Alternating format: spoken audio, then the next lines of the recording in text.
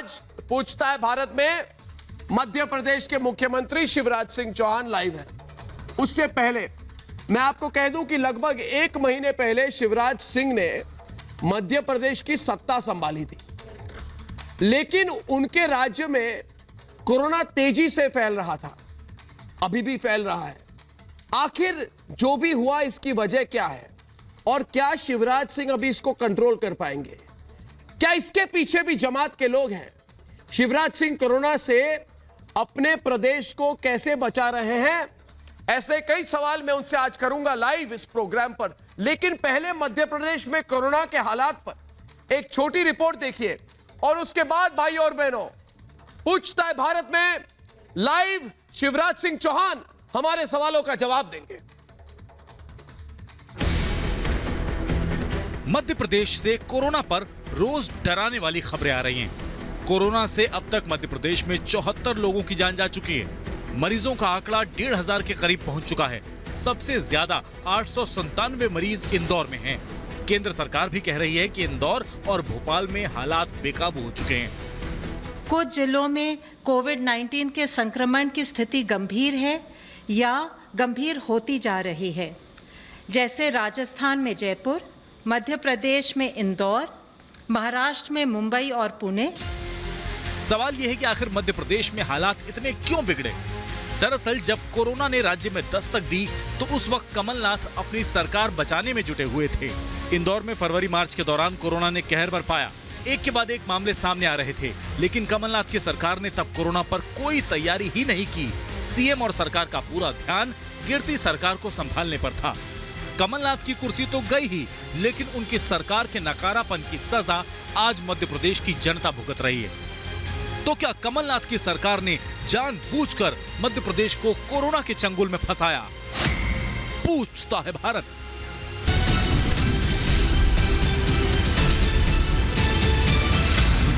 आज मेरे सीधे सवाल शिवराज करेंगे, शिवराज सिंह चौहान। शिवराज जी धन्यवाद।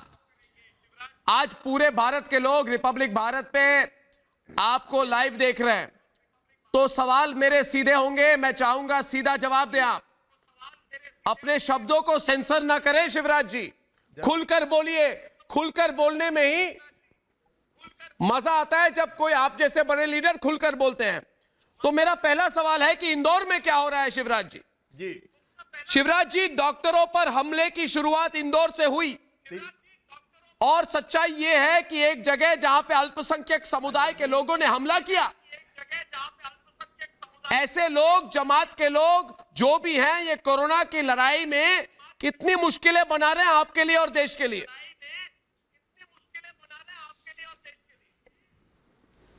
मैं सबसे पहले तो ये कहना चाहूंगा अर्नब जी कि मैंने 23 तारीख की रात को 9 बजे मुख्यमंत्री पद की शपथ ली और रात के 10 बजे मेरी पहली बैठक कोरोना को लेके हो गई। उसके पहले ये दुर्भाग्य था कि मुख्यमंत्री स्तर पर एक भी बैठक कोरोना को लेकर नहीं हुई थी। इंदौर में बैठक हुई आईफा को लेकर, आईफा की तैयारियों को लेकर, जबकि फरवरी के महीने से ही, बल्कि जब सीए के खिलाफ आंदोलन और प्रदर्शन हो रहे थे तो मध्य प्रदेश की सरकार सीए के खिलाफ अभियान चला रही थी, आंदोलन चलवा रही थी। उस दौरान भी सीए के उस आंदोलन में देश भर से और बाहर से भी कई लोग आते रहे, जाते रहे। इंदौर संक्रमित होता रहा, लेकिन पिछली सरकार ने एक दिन भी ध्यान नहीं दिया। 24 तारीख को जब टेस्ट हुए तो कोरोना पॉजिटिव आए। मुझे कहते हुए तकलीफ है कि वो इलाके जहां हमारी एक आबादी वर्ग विशेष की रहती है बुरी तरह से संक्रमित हो चुके थे। हमने वहां ये फैसला किया कि व्यापक पैमाने पर हम कोरोना के सैंपल लेंगे, टेस्ट करवाएंगे। उस समय विरोध भी हुआ, डॉक्टर्स को पत्थर भी झेलने पड़े। यह अलग बात है कि पत्थरबाजों के खिलाफ हमने कड़ी कार्रवाई की और राष्ट्रीय सुरक्षा कानून में उनको जेल भेज दिया और फिर लोगों को समझाने का हमने प्रयास किया।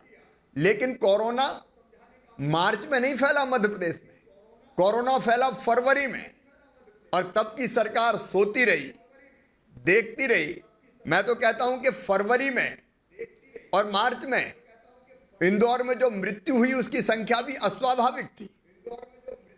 वृद्धि दर जो मृत्यु हुई उसका प्रतिशत काफी ज्यादा था, लेकिन सरकार सोती रही, कोरोना फैलता रहा।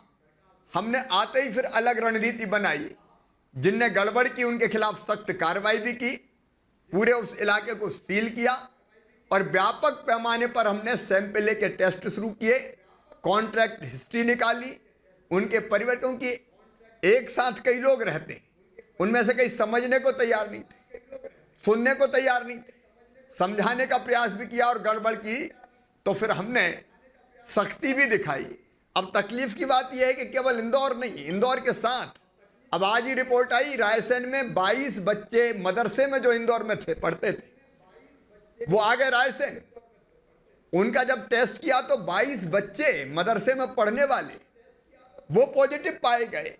भोपाल के आसपास जहां भी फैला, इंदौर के आसपास जहां फैला, तबलीगी जमात के लोग और कुछ ऐसे लोग जो वहां से गए थे, उन लोगों ने कोरोना फैला दिया। पिछली सरकार सोती रही, लेकिन हम दिन और रात लगातार, हमारी कोशिश ये रही कि हम अधिकतम टेस्ट करें। कोई व्यवस्था ही नहीं थी। 24 तारीख तक, 23 तारीख की रात तक कोई बैठक नहीं हुई। आप बहुत गंभीर आरोप लगा रहे हैं शिवराज जी।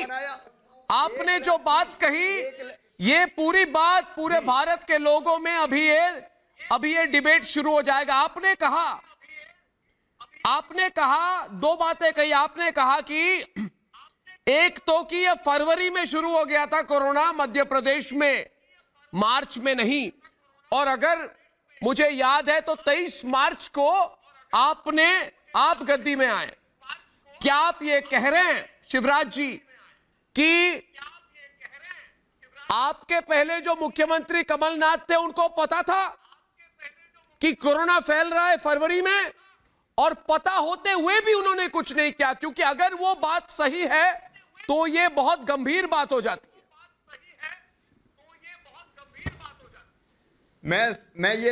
मैं ये कह रहा हूं स्पष्ट रूप से कि पिछले मुख्यमंत्री ने, कमलनाथ जी ने, उस सरकार ने कोई ध्यान नहीं दिया।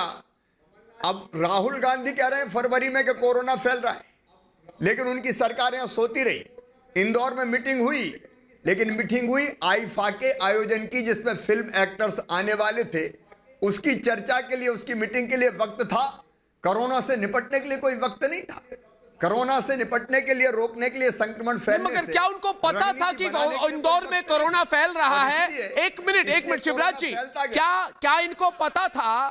क्या इनको पता था? देखिए क्या कमलनाथ, और मैंने आज आपको पहले ही सवाल में बोला कि शिवराज जी, मेरे प्रोग्राम में आपको खुलकर बोलना पड़ेगा। और एक मेरा आप पर भी मैं एक दोष डालने वाला हूं कि आप भी अपने सभ्यता को बचाते बचाते कमलनाथ का नाम नहीं लेते, आप खुलकर नहीं बोलते। आप हमेशा दिखाना चाहते हैं कि कमलनाथ के साथ आप काम कर रहे हैं। अगर सच्चाई यह है कि कमलनाथ जी जानते हुए भी, इंदौर की स्थिति और परिस्थिति को समझते हुए भी, वहां पे फिल्म अभिनेताओं के साथ कई 100 करोड़ रुपए खर्च करके वहां पे एक बॉलीवुड का प्रोग्राम करना चाहते थे, मगर क्या उनको पता था कि इंदौर में कोरोना फैल रहा है? क्या उनको पता था कि किसी वर्ग विशेष जहां पे ज्यादा रहती है, उस वर्ग विशेष के बीच में कोरोना ज्यादा फैल रहा है? क्या उनको पता था? और पता होते हुए भी उन्होंने अपने आंखों पे काली पट्टी लगाई थी? इस पर जरा स्पष्ट रूप से कहे शिवराज जी, स्पष्ट रूप से कहे। ये हो नहीं सकता कि इनको पता ना हो। ये हो ही नहीं सकता कि मुख्यमंत्री को, तत्कालीन मुख्यमंत्री को, कमलनाथ को ये पता ना हो कि इंदौर में कोरोना फैल रहा है। लेकिन चिंता कोरोना की थी नहीं। फिल्म एक्टर बुलाते रहे, पैसा इकट्ठा करते रहे, आईफा के आयोजन की तैयारियों में जुटे रहे, और कोरोना फैलते फैलते इतना गंभीर हो गया, सीए का आंदोलन चलता रहा, इसकी कोशिश करते रहे। खुद जुलूस लेके मुख्यमंत्री निकलते हैं भोपाल में भीड़ लेके सीए के खिलाफ। अब ये सब वो करते रहे, लेकिन कोरोना से निपटने के लिए योजना बनाने का वक्त उनके पास नहीं था।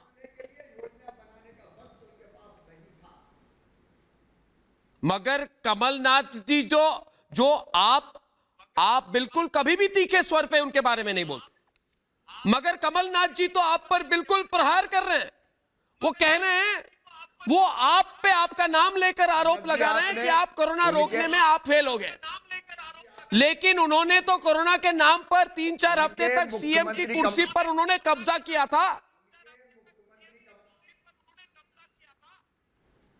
कमलनाथ जब मुख्यमंत्री थे, सबसे तीखा विरोध, क्योंकि निकम्मी, भ्रष्ट और बेईमान सरकार थी, और इसलिए पूरे प्रदेश की जनता ये चाहती थी कि ये सरकार जितने जल्दी जाए उतना प्रदेश के लिए अच्छा है। मध्य प्रदेश को तबाह और बर्बाद करने वाले अगर कोई हैं तो कमलनाथ हैं, उनकी सरकार थी। और मैं पहले भी तीखा विरोध करता रहा हूं, और आज भी मेरा स्पष्ट कहना कि उस सरकार के निकम्मेपन के कारण, नाकारापन के कारण, संवेदनहीन होने के कारण ये कोरोना इतना फैला। शिवराज जी, आप और सख्त क्यों नहीं हो जाते? आप जैसे उत्तर प्रदेश में एनएसए लगा दिया अभी उन्होंने, अब इससे ज्यादा सख्त जो भी क्या होंगे किसी कि वो कोरोना सरकार योद्धा गिर के गई। खिलाफ कुछ करेंगे उनके, आप एनएसए क्यों नहीं लगा देते? एनएसए लगा चुके हैं अर्नब जी। जिनने पत्थरबाजी की थी वो सब एनएसए में बंद है। मुझे लगता है कि जानकारी ठीक से गई नहीं है। मगर तबलीगियों वाले, तबलीगी जमात के जो लोग अभी भी छुपे हुए हैं उन पर क्यों नहीं लगाते? एनएसए में जेल भेजा गया है। गड़बड़ कर एनएसए में भेजा गया है जेल। गड़बड़ करने वाले को हम छोड़ेंगे नहीं किसी भी कीमत पर। नहीं, चाहे मगर जो वो कोई भी तबलीगी, हो, आज भी वो लोग एनएसए में बंद हैं। एक सवाल ये ले लीजिए, मैं पूछना चाहता हूं आपसे, क्या आप ये कह रहे हैं कि एक वर्ग विशेष वोट बैंक पॉलिटिक्स के कारण कांग्रेस की जो सरकार थी उन्होंने फरवरी और मार्च के बीच में उस समय 3-4 हफ्तों में कोरोना के खिलाफ जितना कुछ करना चाहिए था उन्होंने नहीं किया, वोट बैंक पॉलिटिक्स के कारण? जितना करना चाहिए था उतना नहीं, कुछ भी नहीं किया, कुछ किया ही नहीं। अगर कुछ करते तो बताते। मैं कह रहा हूं कि एक बैठक इस सरकार ने नहीं की कोरोना से निपटने के लिए, सिंगल एक बैठक तब हुई जब मैं मुख्यमंत्री बना। अब इससे बड़ी संवेदनहीनता और क्या हो सकती है? ये आपराधिक लापरवाही जिसके लिए कमलनाथ और उस सरकार को कभी इतिहास माफ नहीं करेगा। तबलीगी जमात के 26 लोग मध्य प्रदेश में कई मस्जिदों में मिले थे। इन सबको कोरोना था, ये लोग वहां छिपे थे। क्या जमातियों की वजह से एक बड़ा कारण बना कि आपके राज्य में कोरोना बढ़ा? भोपाल सहित मध्य प्रदेश के कई शहरों में कोरोना अगर फैला तो तबलीगी जमात के कारण ही फैला। भोपाल के पास रायसेन में, विदिशा में, लटेरी में, सिरोंज में, गंजवासौदा में, इंदौर में भी अगर देखें तो इंदौर के पास, इंदौर में भी, इंदौर के बाद खंडवा, खरगोन जैसे शहरों में अभी भी जो लोग मिल रहे हैं वो जमातों या तबलीगी जमातों से संबंधित लोग पॉजिटिव मिल रहे हैं और उनसे फिर फैला है। उनसे ये और अलग अलग लोगों में अलग अलग जगह पर गया है। 57 जमाती हमको ऐसे मिले मध्य प्रदेश में जो विदेशी थे, उनको हमने पकड़ा। उनमें से कई पॉजिटिव पाए गए, उनके पासपोर्ट जब्त कर लिए, उनके खिलाफ एफआईआर हो गई और अभी पॉजिटिव है तो वो अलग स्थानों पर रखे गए हैं। और हम सबके खिलाफ जिनने ये पाप किया है, अपराध किया है, उनके खिलाफ भी हमने कार्रवाई की है। आखिरी सवाल, आज ममता बनर्जी ने कहा कि जो केंद्र सरकार की टीम भेज रहे हैं उस पर सवाल उठाए ममता बनर्जी ने, क्यों भेजने की क्या जरूरत है, हमको तो नहीं पूछा, ये राज्य सरकार की तौहीन हो गई। मगर ऐसी एक टीम तो इंदौर भी गई है, तो आपने तो उनका स्वागत किया है। जो गृह मंत्रालय से जो टीम भेजी गई है, कि ममता बनर्जी कह रही है कि जो अमित शाह और नरेंद्र मोदी राज्य सरकार को नीचा दिखाने के लिए ऐसी टीम भेजते हैं। ये अत्यंत दुर्भाग्यपूर्ण है कि ममता जी ऐसे मामलों में राजनीति कर रही है। नरेंद्र मोदी जी भारत के अद्भुत नेता हैं, वैश्विक नेता हैं। उनके पीछे पूरा हिंदुस्तान खड़ा है और कोरोना के खिलाफ उन्होंने जो लड़ाई लड़ी है, उस लड़ाई में पूरा देश उनके साथ है। ऐसे दूरदर्शी नेता, ऐसे दृढ़ इच्छा शक्ति वाले नेता इतिहास में कभी कभी पैदा होते हैं। उनके मन में पूरे देश के 130 करोड़ जनता के लिए समान प्यार है और अगर कहीं जरूरत पड़ती है तो हर सरकार को, मैं मुख्यमंत्री रहते हुए हैरत में हूं कि रोज जब चाहे प्रधानमंत्री बात करते हैं, हम फोन लगाते हैं, उधर से तत्काल कॉल बैक करते हैं। केवल मध्य प्रदेश और भाजपा शासित राज्यों के लिए नहीं, जहां जरूरत पड़ती है मुख्यमंत्रियों से चर्चा करते हैं, पूरा सहयोग करते हैं। केंद्र सरकार 100% सहयोग कर रही है। हमारा गृह मंत्रालय अमित जी के नेतृत्व में, हमारे बाकी मंत्री हर संभव सहयोग के लिए तैयार है और केंद्रीय टीम अगर वो भेजते हैं तो हमारे सहयोग के लिए भेजते हैं। इतनी घटिया राजनीति, स्तरहीन राजनीति कभी हमें नहीं करनी चाहिए। अरे कम से कम कुछ मुद्दे तो ऐसे हों कि जिसमें सारे दल राजनीति से उठकर काम करें। कोरोना के मामले में तो ममता दीदी राजनीति बिल्कुल मत करो। यही वो मौका है। 130 करोड़ जनता को बचाने का संकल्प नरेंद्र मोदी जी का और भारत सरकार का है।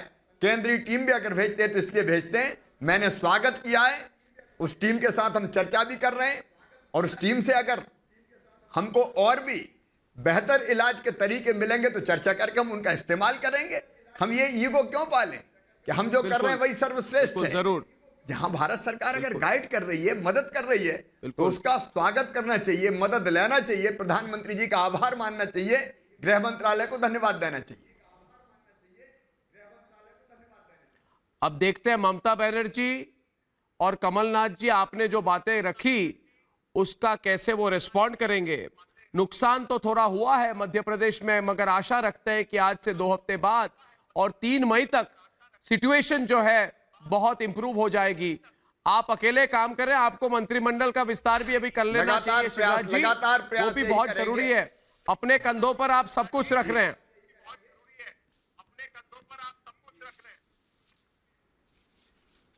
जी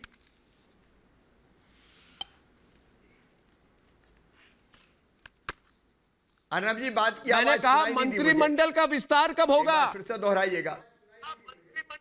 वो मंत्रिमंडल का विस्तार हो तो काम और गति बढ़ जाएगी काम की। Thank you Shivraj Singh Chouhan ji, Republic Bharat में मेरे साथ आज 1-to-1 बात करने के लिए बहुत बहुत धन्यवाद। थैंक यू, बहुत बहुत धन्यवाद। और ये थे मध्य प्रदेश के मुख्यमंत्री शिवराज सिंह चौहान। दोस्तों, इधर ही आज का कार्यक्रम हम खत्म करते हैं। कल शाम 7 बजे आपसे फिर मिलूंगा तीखे सवाल, ब्रेकिंग न्यूज के साथ। फिर मिलूंगा 7 बजे। तब तक के लिए धन्यवाद और नमस्कार।